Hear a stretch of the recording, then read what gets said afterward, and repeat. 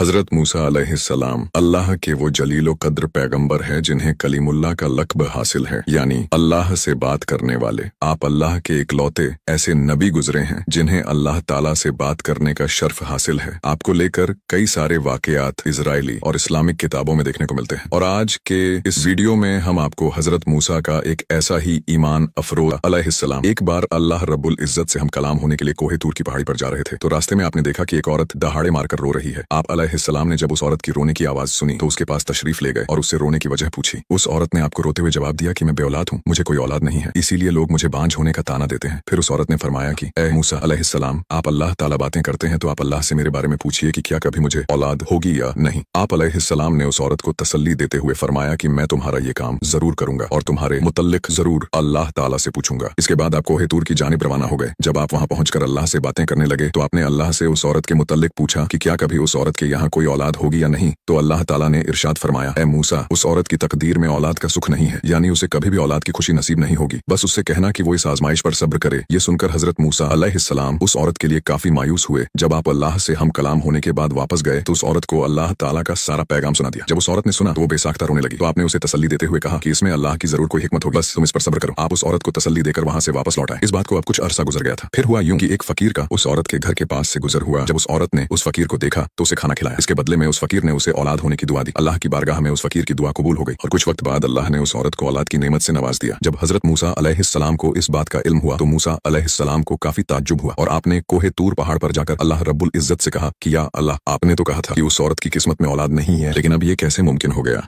तो अल्लाह रब्बुल इज्जत ने मूसा अलैहिस्सलाम को एक प्लेट और एक चाकू दिया और फरमाया कि मैं तुम्हारे सवाल का जवाब दूंगा, लेकिन पहले तुम इस प्लेट में इंसानी गोश्त लेकर आओ। मूसा अलैहिस्सलाम वो प्लेट और चाकू लेकर बस्ती की तरफ आए और तमाम बस्ती वालों को बताया कि अल्लाह रब्बुल इज्जत ने इस प्लेट में इंसानी गोश्त मंगवाया है, मगर तमाम बस्ती वालों ने इंसानी गोश्त देने से इनकार कर दिया। मूसा अलैहिस्सलाम ने पूरी बस्ती देख ली मगर कोई भी गोश्त देने के लिए तैयार नहीं हुआ। ऐसे में एक शख्स सामने आया और कहा कि क्या बात है मूसा, आप परेशान क्यों हैं? मूसा अलैहिस्सलाम ने उस शख्स से कहा कि अल्लाह ने एक प्लेट इंसानी गोश्त मंगवाया है, लेकिन बस्ती में कोई गोश्त देने को तैयार नहीं है। तो उस शख्स ने चाकू उठाया और अपने जिस्म के मुख्तलिफ हिस्सों से गोश्त काटकर पूरी प्लेट भर दी। हजरत मूसा अलैहिस्सलाम कोहे तूर पर गए और अल्लाह रब्बुल इज्जत को गोश्त से भरी वो प्लेट दे दी। तो अल्लाह ने फरमाया कि ए मूसा, तुम्हें गोश्त लाने के लिए बस्ती में जाने की क्या जरूरत थी? तुमने अपना गोश्त क्यों नहीं दिया? तुम भी तो इंसान हो। बस जिस इंसान ने तुम्हें मेरे हुक्म पर गोश्त दे दिया, मैंने मेरे उसी नेक बंदे के कहने पर उस औरत को औलाद से नवाज दिया। आगे अल्लाह ने फरमाया कि ए मूसा, बेशक मेरे नेक बंदे जो मेरे कहने पर सब कुछ करने के लिए तैयार हो, उनके कहने पर मैं अपना लिखा भी बदल सकता हूँ। जैसा मैंने उस फकीर के कहने पर उस औरत की तकदीर बदल दी और उसे औलाद की नेमत से नवाज दिया। इस वाकये से मालूम होता है कि दुआ तकदीर को बदल सकती है। बस हमें अल्लाह से मायूस नहीं होना चाहिए और उस पर मुकम्मल यकीन रखना चाहिए। अगर सच्चे दिल से दुआ की जाए तो वो हमें सब अता कर सकता है।